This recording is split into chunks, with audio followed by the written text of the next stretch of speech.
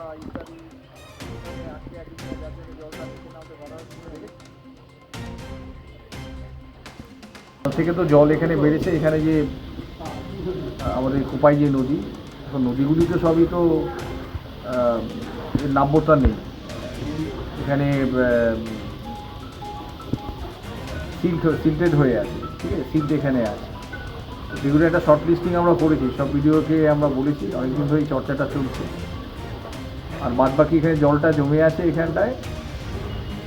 কালকে দুপুর পর্যন্ত এখানে পূজা হয়েছে, যে রোজকার নিয়মিত পুজো, কিন্তু জল জমার জন্য একটা প্রিকশন হিসেবে আমাদের বন্ধ করা ছিল।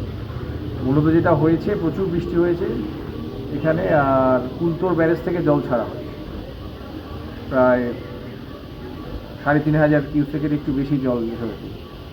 আর আমাদের এলাকার যে জল, বৃষ্টিপাত, সব মিলে একটা কম্বাইন্ড এফেক্টে এটা হয়েছে, ঠিক আছে।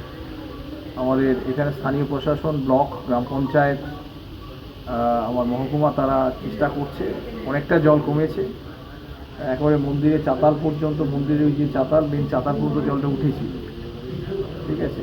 আমরা আরও খুব তাড়াতাড়ি চেষ্টা করছি। এবং কঙ্কালীতলা আমাদের সতীপীঠে অন্যতম একটা প্রসিদ্ধ পীঠ কঙ্কালীতলা, মায়ের কাকাল এখানে পড়েছে।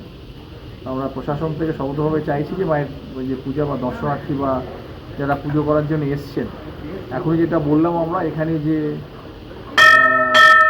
পাশে একটা মাটির সৃষ্টি আছে, সেখানে একটা ডিঙি বা নৌকা মতো আছে, সেই নৌকা এখানে আমরা রেডি রাখা, অন্তত জল কমা যতটুকুনি কমার আগে পর্যন্ত ওই ডিঙি করে আমাদের চাতালে নিয়ে আসা, যাতে আমাদের আগত মানুষজন যারা পুজোটা দিতে পারে, ঠিক আছে। সেইটা আমরা এই সন্ধ্যাবেলা থেকে শুরু করব, সেটা আমরা সেই জন্য সরজমে দেখতে এলাম।